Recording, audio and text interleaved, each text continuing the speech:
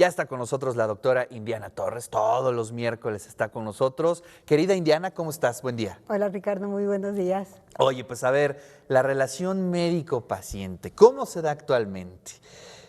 Bueno, Cuéntanos, por favor. digamos que para llegar a lo que estamos en este momento hemos recorrido un larguísimo camino.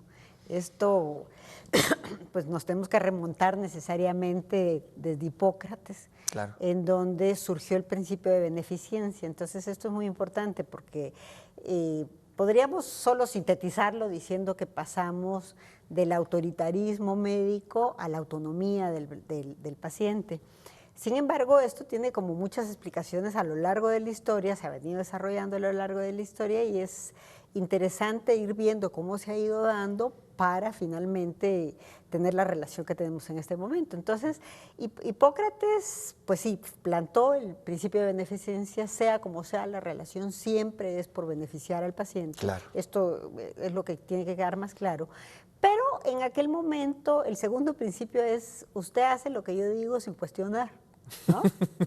Porque Claro. desde la palabra enfermo, enfermo es de infirme, o sea, lo contrario a la firmeza. Entonces Claro. se consideraban incluso minusválidos mentales a los pacientes, ¿no? Uy. Entonces, qué sé yo, esto sobre todo cuando se trataba de la atención a los esclavos, no podía haber ningún tipo de cuestionamiento frente a lo que se hiciera de ninguna manera.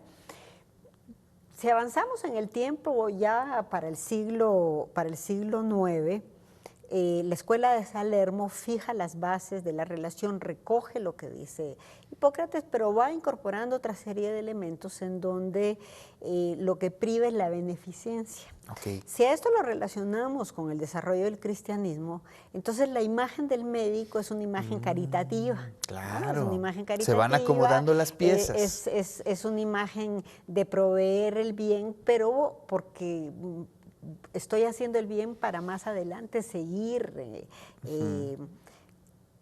ganando puntos para la vida eterna. Claro, claro, entonces, muchas de las enfermedades, alguna vez lo vimos en el programa, la plaga, por ejemplo, se consideraba que era que se habían cometido demasiados pecados y que por lo tanto el papel del médico era también como de instructor religioso, con flagelos y demás, tenía que hacer penitencia, no solo era la parte de solventación médica, digamos, en esto. Claro. Entonces, esto se fue desarrollando de manera distinta frente a los momentos históricos porque con el nacimiento de las nuevas burguesías surgió la figura del médico de cabecera, ¿no? Entonces, el médico de cabecera pues lo que hace es eso, estar a cargo de, pero las familias más pudientes eran las que tenían un médico encargado para que estuviera con él permanentemente, no así los esclavos, que pues obviamente tenían que seguir asistiendo a lugares de beneficencia, lo que seguimos conociendo como asilos en este momento, en donde se daban, digamos, las migajas de lo que de salud podía darse, ¿no? Entonces, si llegamos a la revolución industrial, aquí se plantea otra situación, porque las largas jornadas a la que los trabajadores eran sometidos, planteó la necesidad de atender la salud de los trabajadores. Incluso hay escritos en donde los médicos de la época estaban como propiciando, ¿no? Revueltas y demás. Entonces, ahí surgieron ya los momentos en que la salud tenía que ser de tipo colectivo, que fueron las bases de lo que después, en el siglo XX, se desarrolló como seguridad social, ¿no? Si llegamos al siglo XX, tenemos situaciones de esta dominancia médica magnificada, digamos, con Mengele. Joseph Mengele pues experimentó arbitrariamente. Sin embargo, antes ya hay ejemplos de todo esto, porque resulta que cuando aparece la vacuna, el doctor Jenner, aparece la vacuna, es un avance importantísimo para la humanidad, la aparición de las vacunas, pero toman muestras de suero de niños sin que les consulten a nadie, entonces están siendo finalmente utilizados como conejillos de indias, pues, Claro. en el buen sentido. Entonces no es sino hasta el año 45, después de la Segunda Guerra Mundial, a partir de todo esto que se presentó con Mengele, en donde surge dentro de la Carta de Derechos Fundamentales que la ONU saca entonces la figura de la autonomía moral de una persona que por primera vez abre las puertas a eso, a la autonomía, a la autonomía.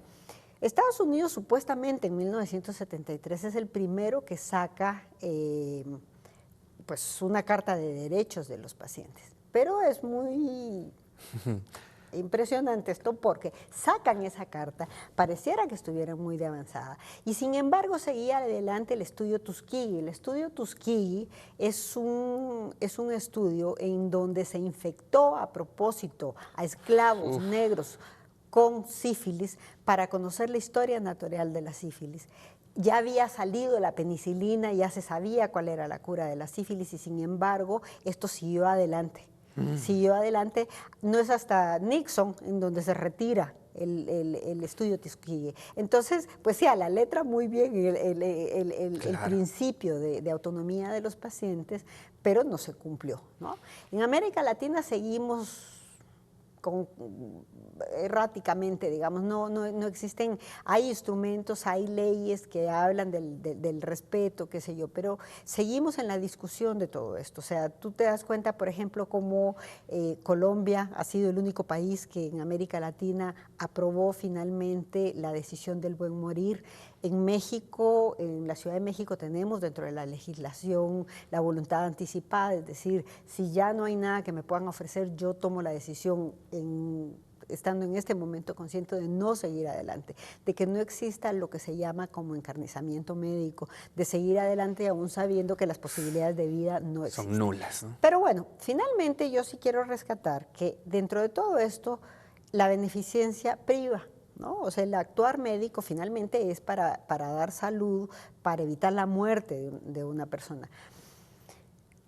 En este devenir de autonomía se ha ido abriendo muchísimo y pues en este momento es una relación que es mucho más horizontal. Muchas veces incluso se va más allá porque en este proceso de desmedicalización, que es muy importante, cada quien sepa cuál es la enfermedad, cómo se da y demás, yo puedo cuestionar permanentemente lo que el médico me está recomendando. Entonces, ¿cuál es el problema? Que ahora tenemos al doctor Google, por ejemplo, lo que hablamos aquí antes del chat GPT. Y donde se hace la consulta, ¿no? En donde entonces entro a cuestionar lo que estás haciendo, no lo acepto, lo rechazo. Existe un proceso de judicialización, ¿verdad? En donde también lo que puedes hacer demandarte permanentemente. Entonces, es complicado porque lo que tenemos en este momento como modelo, pues finalmente es, por un lado, médicos sobrecargados de trabajos, ¿no? O sea, en esto que hablábamos de la creación de la seguridad social, en este momento, bueno, sabemos de cómo el tiempo que se dispone, sobre todo en las instituciones públicas, para dar atención, pues es limitado. Sí. ¿No? Es muy limitado y esto afecta finalmente la atención, todo el proceso de mecanización con esto de la inteligencia artificial pues también está planteando otro fenómeno, otra forma de abordar la relación médico-paciente. Uy, qué tema, ¿eh? Bien interesante. Fíjate, aquí nos escribe Federico, que siempre está muy atento al programa. Dice, yo recuerdo que los doctores de hace unos 30 años ponían en práctica una clínica muy sutil y cuidadosa. Observaban la lengua, los párpados, los ojos, las orejas, palpaban los ganglios, el abdomen, tomaban la presión y escuchaban el corazón y los pulmones. Preguntaban por la apariencia de las heces. Había mucho contacto físico entre el médico y el paciente. Al final la consulta solía decirte estas palabras mágicas: con esto te vas a poner bien, dice Federico, ¿no? La medicina es hija de la magia, dice Federico. Y bueno, algo también hay de eso, ¿no? Siempre necesitamos esas palabras De aliento. que siempre nos De ayudan, aliento, ¿no? sí. Y que creo que eso también es importante subrayarlo. Sí, fíjate que el tema es muy extenso, pero esto que él señala es muy importante porque lo cierto es que se ha ido perdiendo, ¿no? Sí. Entonces, más que encontrar signos clínicos a partir de un examen físico, la tecnología ha venido a sustituir todo esto, que es importante, que es bueno, pero no suficiente.